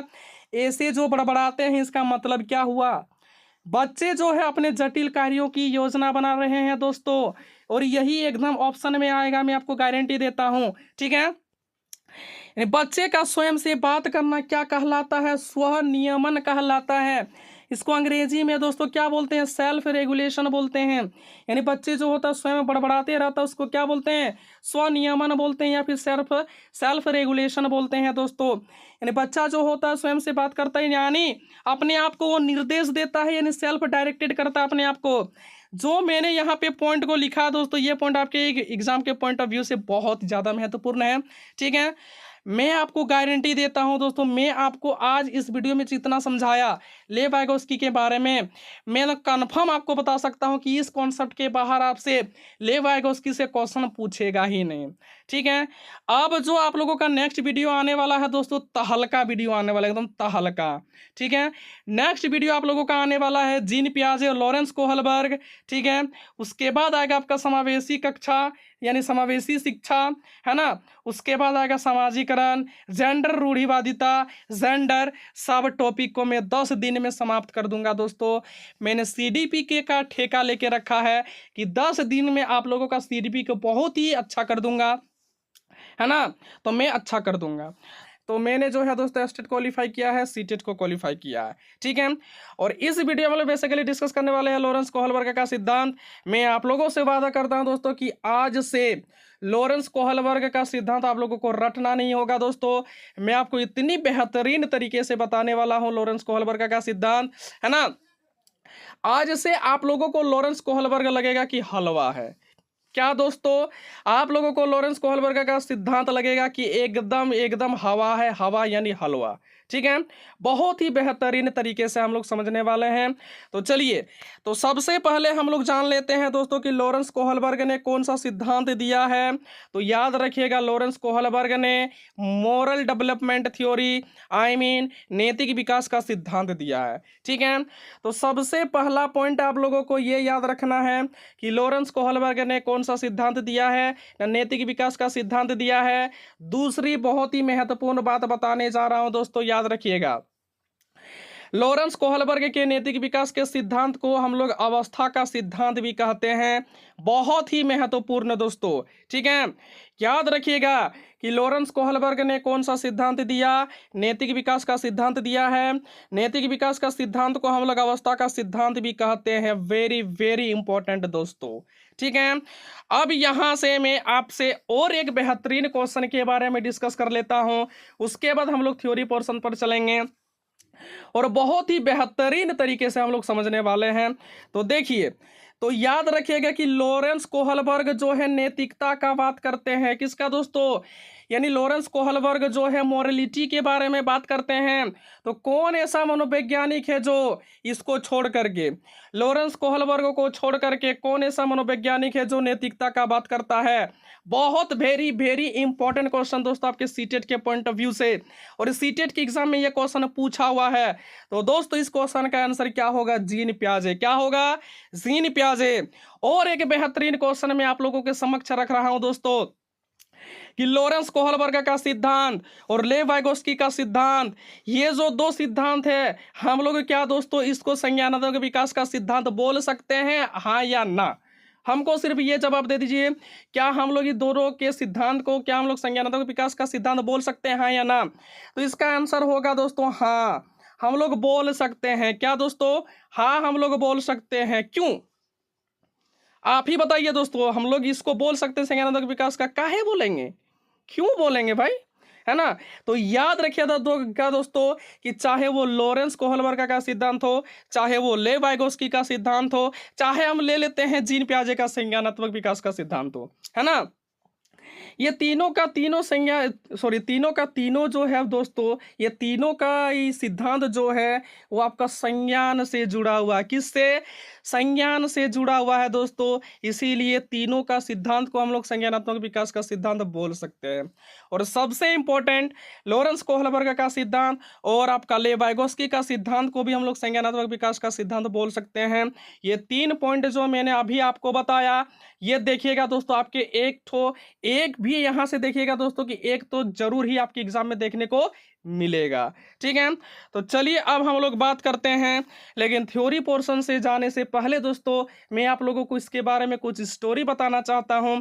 और स्टोरी जो होने वाला है हम लोगों का बहुत ही बेहतरीन होने वाला है, बहुत ही धाकड़ होने वाला है। आज से आप लोग लॉरेंस कोहलबर्ग भूलिएगा नहीं, ये मेरा आपसे वादा है। तो देखिए, एक हिंज नाम का व्यक्ति था। आप लोग कमेंट बॉक्स में जरूर बताइएगा क्या कि हिंज जो है किस देश के निवासी थे, चूंकि ये आपके एग्जाम में क्वेश्चन आता नहीं है। ठीक है, और इसके वाइफ का नाम था, क्या था दोस्तों? हिंजोइन। क्या नाम था? हिंजोइन इसकी वाइफ का नाम था दोस्तों। अब हिंज और हिंजोइन जो है एक दूसरे से बहुत ही ज़्यादा लव करते हैं, बहुत ही ज़्यादा लव करते हैं दोस्तों। हिंज जो है इसके लिए गाना बोलते हैं न, क्या बोलते हैं? हमें तुमसे प्यार कितना हम ये नहीं जानते, मगर जी नहीं सकते हम तुम्हारे बिना। वो गाना तो सुने ही दोस्तों। और हिंजोइन भी जो है दोस्तों, अभी इसके बारे में जो है गाना बोलते हैं हिंज के बारे में, है ना। हिंज को भी यही बोलती है ना, कौन सी बोलती है कि हमें तुमसे प्यार कितना ये हम नहीं जानते, मगर जी नहीं सकते तुम्हारे बिना, है ना। अब दोनों, लेकिन अब देखिएगा दोस्तों कि हिंज के लाइफ में, है ना, हिंज के लाइफ में एक बहुत ही बड़ा टर्निंग पॉइंट आ जाता है। और वो टर्निंग पॉइंट होता है दोस्तों हिंजोइन का जो है, कौन सी हो जाता है? हिंजोइन का तबीयत खराब हो जाता है। और कोई छोटा मोटा तबीयत खराब नहीं दोस्तों, हिंजोइन को कैंसर हो जाता है। कौन सी दोस्तों? हिंजोइन को कैंसर हो जाता है। जब हिंजोइन को कैंसर हो जाता है दोस्तों, तो हिंज जो है बहुत ही परेशान हो जाता है। अब इसका परेशानी का कारण क्या था? इसके पास ज़्यादा पैसा तो है नहीं, हिंज बेचारा गरीब आदमी है ना। तो हिंज बेचारा गरीब आदमी है, इसके पास उतना पैसा है नहीं कि अपना वाइफ का इलाज करवा सके, है ना। तो ये जो है एक डॉक्टर के पास जाता है। और वो एक ऐसा डॉक्टर था दोस्तों, जो सिर्फ वही डॉक्टर जो है सिर्फ ये कैंसर का दवा बनाया था, है ना। सिर्फ पूरे दोस्तों, मेरे भाई, मेरे बंधु, मेरे, ये जो है आपका पहला दवा बनाने वाला डॉक्टर था दोस्तों वो। ठीक है, तो यहाँ से हमको क्या समझ में आया कि हिंज जो है उसका वाइफ का नाम था हिंजोइन, हिंजोइन को कैंसर हो जाता है। अब वहाँ पे एक डॉक्टर थे, वही डॉक्टर ने ये कैंसर का दवा बनाया था, है ना। वो दवा का भी नाम हमें मालूम है, लेकिन ये आपके एग्जाम में नहीं पूछा जाता, तो इसके बारे में डिस्कस करके कोई फायदा नहीं है। ठीक है, अब जैसे यहाँ पे हिंज जाता है डॉक्टर के पास और डॉक्टर से आग्रह करता है कि डॉक्टर साहब, हमारे जो वाइफ है ना उसको जो है कैंसर हो गया है, और सुने हैं कि आप जो है दवाई बनाए हैं, उस दवाई से जो है मेरी वाइफ ठीक हो सकती है, तो कृपया करके आप हमको दवाई दे दीजिए, है ना। अब क्या करता है डॉक्टर? अब डॉक्टर बोलता है ये पहला कस्टमर है, हम इससे पैसा कमा लेते हैं, हम इससे क्या करते हैं? पैसा कमा लेते हैं। ध्यानपूर्वक सुनिएगा दोस्तों, हम इससे पैसा कमा लेते हैं। अब ये डॉक्टर क्या करता है? दवाई का दाम 10 गुना ज़्यादा बढ़ा देता है। क्या करता है दोस्तों? ना, यानी दवाई का दाम जो है 10 गुना ज़्यादा बढ़ा देता है। अब बताइए, मैंने आपको पहले ही बताया कि हिंज जो है बेचारा गरीब आदमी है, डॉक्टर जो उस दवा का दाम जो है 10 गुना बढ़ा दिया, तो ये नहीं दे पाया। ठीक है, अब जब नहीं दे पाया तो मायूस वहाँ से डॉक्टर घर से लौट रहा है आपका हिंज, है ना। जब मायूस लौट रहा तो इसके दिमाग में वही चल रहा है कि हम तो अपने वाइफ के लिए दवाई नहीं ले जा पाए, अब क्या होगा, मेरी वाइफ बचेगी कि नहीं बचेगी।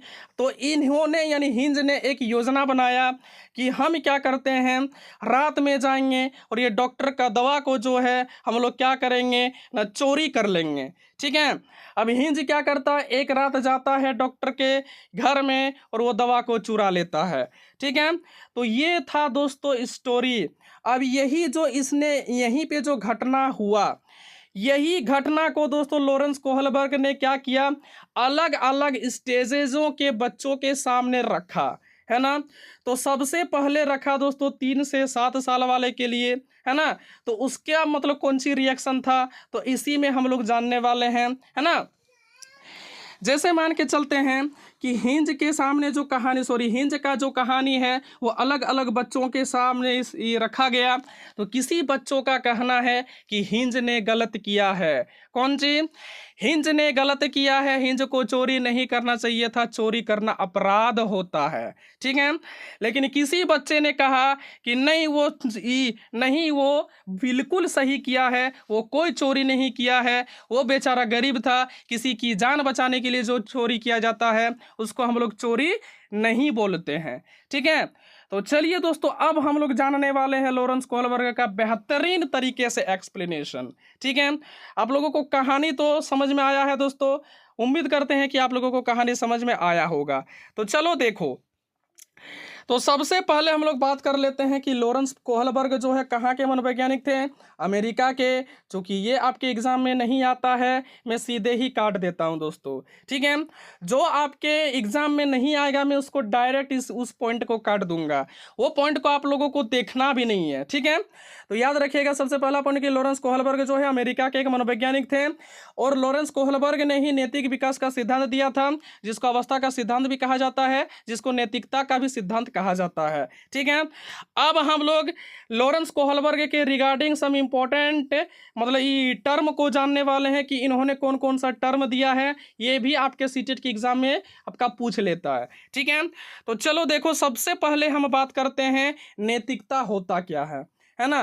तो सबसे पहले लॉरेंस कोहलबर्ग ने जो टर्म दिया वो टर्म का नाम है नैतिकता। तो नैतिकता होता क्या हम लोग जानने वाले हैं अब, ठीक है। देखो, नैतिकता वह गुण है जिससे हमें सही एवं गलत की पहचान होती है। बहुत इंपॉर्टेंट है दोस्तों, याद रखिएगा। नैतिकता क्या होता है? नैतिकता एक प्रकार का गुण होता है जिससे हम लोगों को जो है सही क्या है गलत क्या है उसकी पहचान होती है। किससे? नैतिकता से ही, है ना, जिसको अंग्रेजी में मोरलिटी कहा जाता है। अब जरा हमको बताइए कि नैतिकता का जो ज्ञान है दोस्तों या फिर अनैतिकता का जो ज्ञान है बच्चा कहाँ से सीखता है? तो याद रखिएगा बच्चों, है ना, याद रखिएगा स्टूडेंट्स, है ना, याद रखिएगा दोस्तों कि नैतिकता और अनैतिकता जो होता है बच्चा यानी स्टूडेंट जो होता कहाँ से सीखता है? समाज से सीखता है। कहाँ से? समाज से सीखता है, ठीक है। तो दोस्तों यहाँ तक आप लोगों को समझ में आया? उम्मीद करते हैं कि आप लोगों को यहाँ तक समझ में आया होगा। यहाँ तक समझने में किसी प्रकार का कोई भी दिक्कत नहीं हुआ होगा।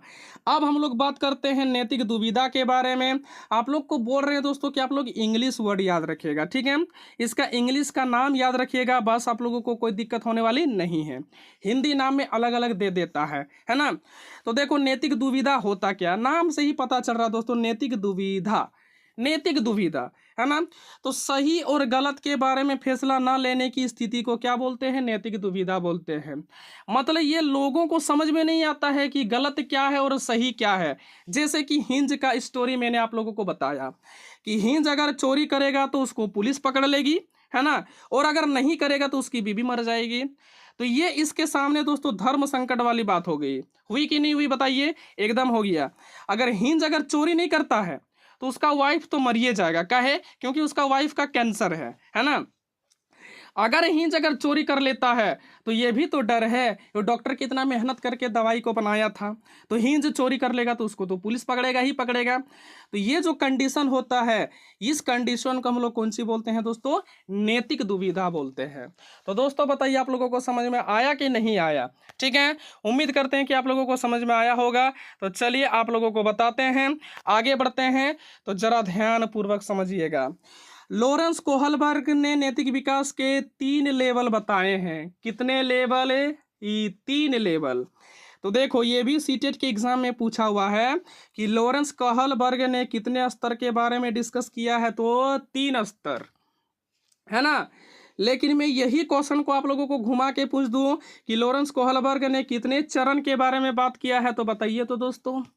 चूंकि ये भी क्वेश्चन एग्जाम के सीटेट के एग्जाम में पूछा हुआ है, मैं आपको दिखा सकता हूं दोस्तों क्वेश्चन कि ये क्वेश्चन पूछा हुआ है कि लॉरेंस कोहलबर्ग ने नैतिक विकास के सिद्धांत को कितने चरण में डिवाइड किया है। तो याद रखिएगा 6 चरण।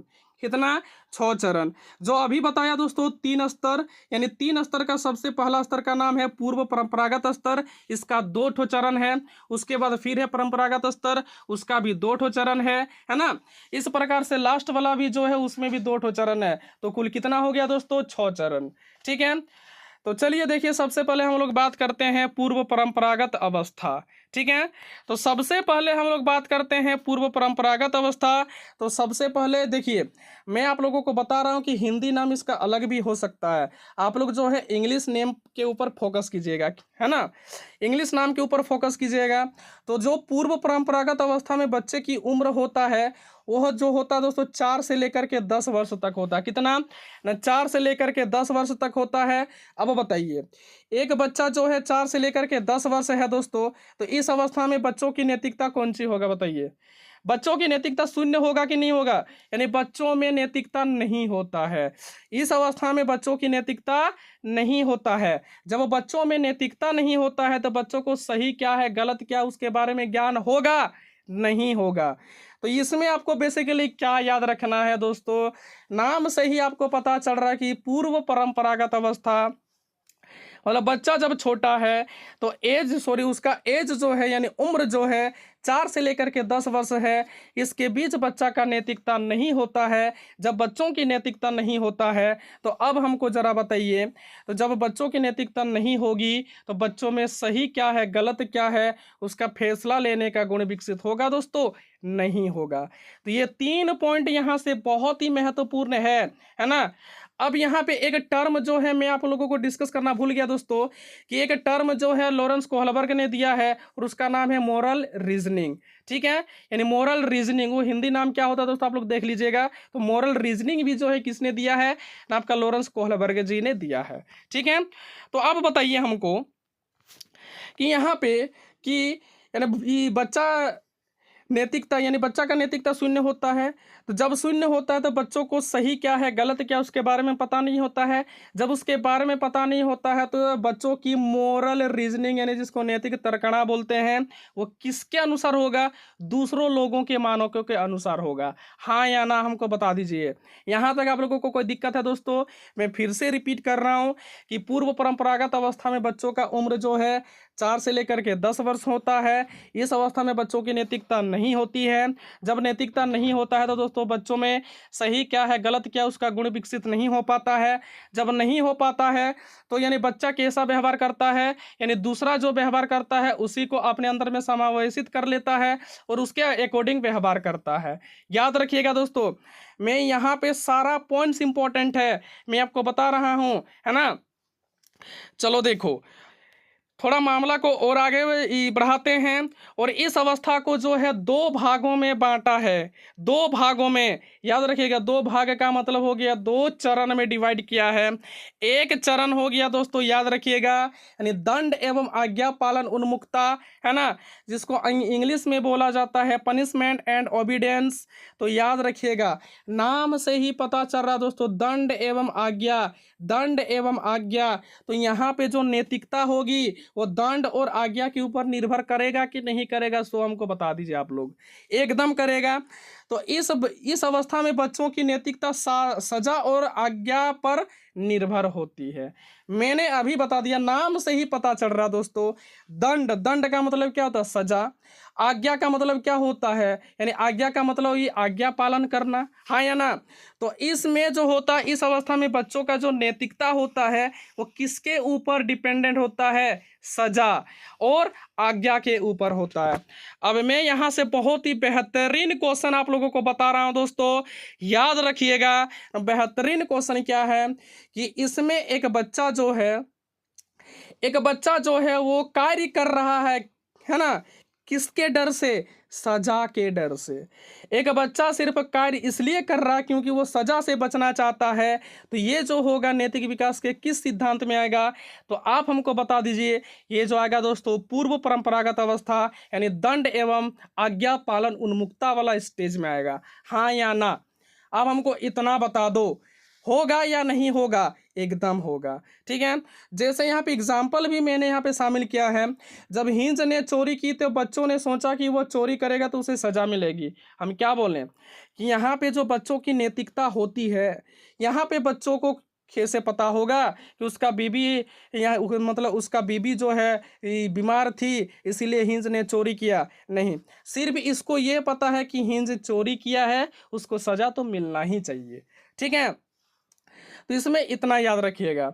उसके बाद दूसरा मैं यहीं से बेहतरीन क्वेश्चन मैं आप लोगों को बता रहा हूं कि कोई बच्चा इसीलिए कुछ काम कर रहा है क्योंकि उसकी मम्मी जो है उसको आज्ञा दिया है, जाओ बेटा ये वाला करके लाओ, है ना? तो ये भी कौन सी अवस्था का विशेषता है दोस्तों? दंड एवं आज्ञा पालन, उन्मुक्ता वाला जो स्टेज है उसकी विशेषता है। तो बताइए दोस्तों, आप लोगों को समझ में आया कि नहीं आया? उम्मीद करते हैं कि आप लोगों को समझ में जरूर आया होगा। तो चलिए मामला को थोड़ा और आगे बढ़ाते हैं।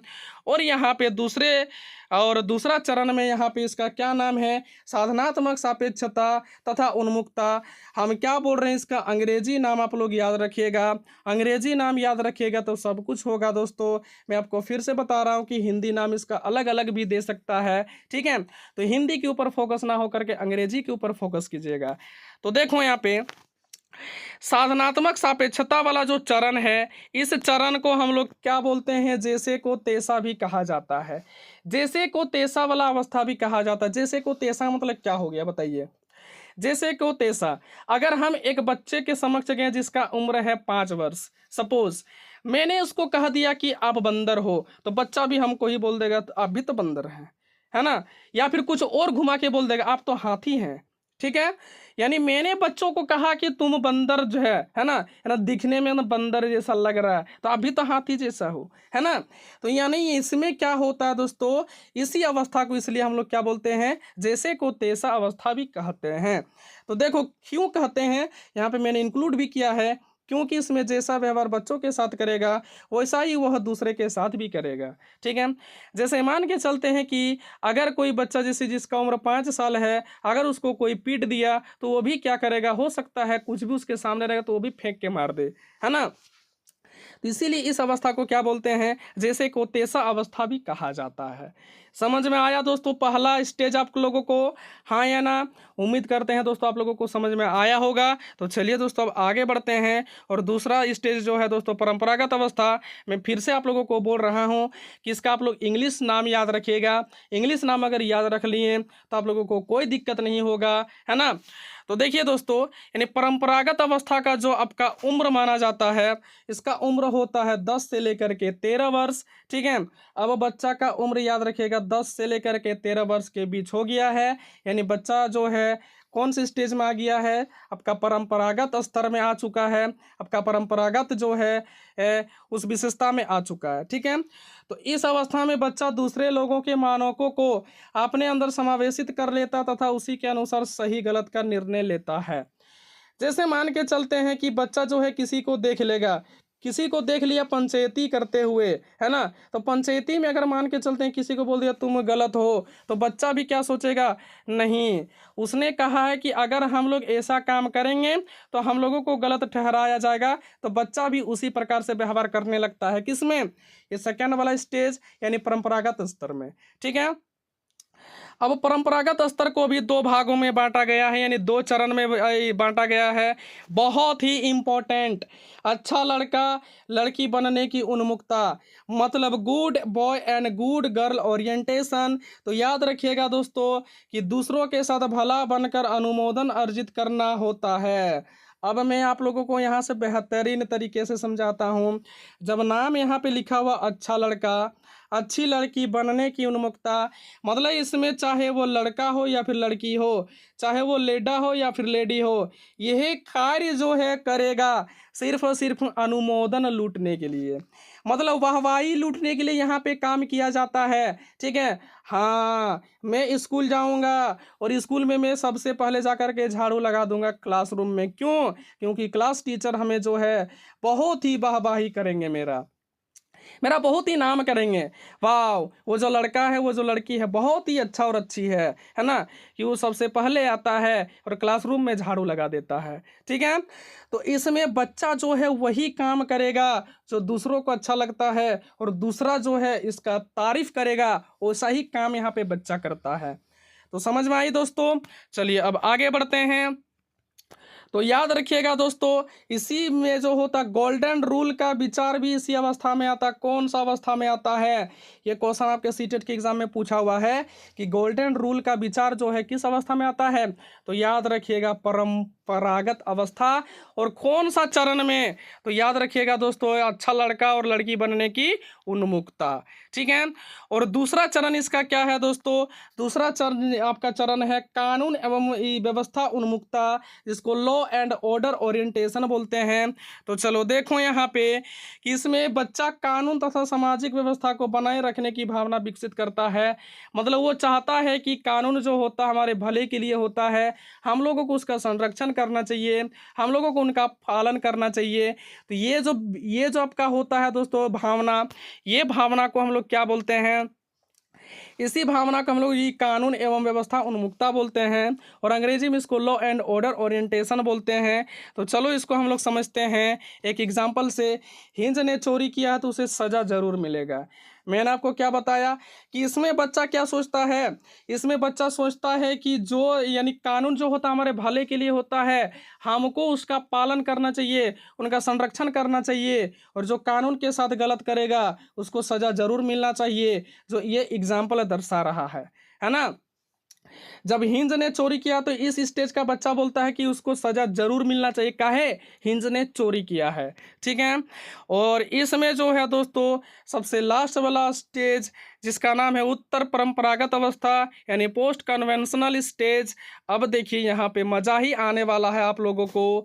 इस अवस्था का उम्र जो है माना जाता है 13 वर्ष से ऊपर वालों का, मतलब बच्चा जो है 13 वर्ष से ऊपर का हो चुका है। ठीक है, अब जरा बताओ, यानी बच्चा जो है 13 वर्ष से ऊपर का हो गया है, तो इसमें फैसला जो है बच्चा स्वयं करेगा, न उसके माता पिता करेगा, न बल्कि समाज वाला करेगा। सो हमको बता दीजिए। तो याद रखिएगा दोस्तों, इसमें बच्चा जो है डिसीजन यानी फैसला खुद से लेते हैं, ना कि समाज के जरिए लेते हैं, ना कि मम्मी पापा के जरिए लेते हैं। बच्चा बोल दिया कि हमको बुलेट लेना है तो बुलेट लेना है, बुलेट ले लिया। बच्चा बोल दिया कि हमको जो है थार लेना है तो थार ले लिया। ठीक है, मतलब इसमें डिसीजन जो होता है बच्चे स्वयं करते हैं।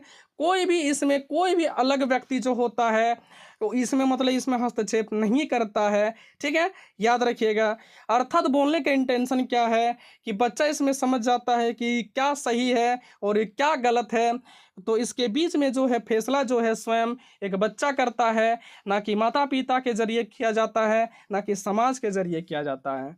ठीक है, तो आपका पोस्ट कन्वेंशनल में क्या होता है कि डिसीजन जो होता है बच्चा खुद से लेता है।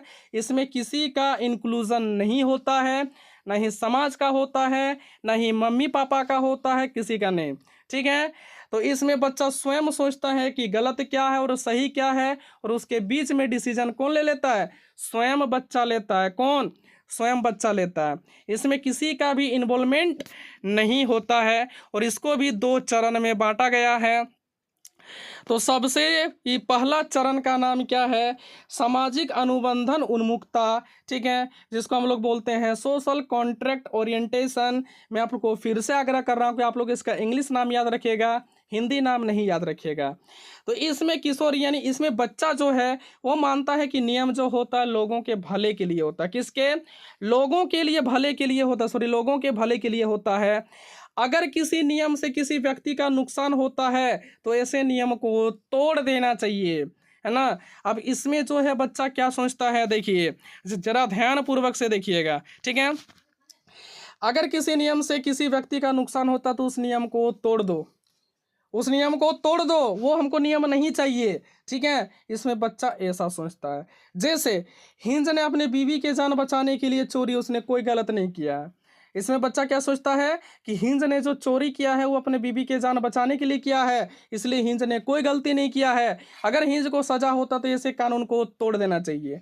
ठीक है, ये कौन बोलता है? बच्चा बोलता है।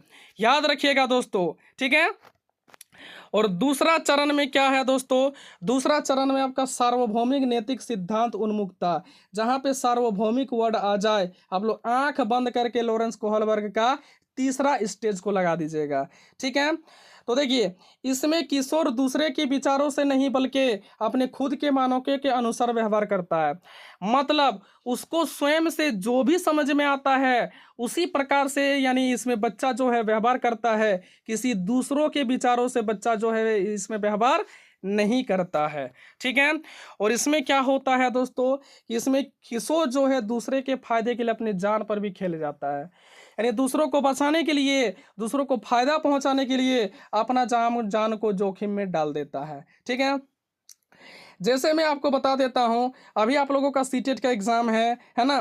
तो सीटेट के एग्जाम में अगर इसको आप लोग जो है लाइटली लीजिएगा दोस्तों, इसको डीपली नहीं लीजिएगा। सीटेट के एग्जाम में अगर कोई बैठा हुआ है बगल में, जनरली ऐसे तो बगल में होता नहीं है ना।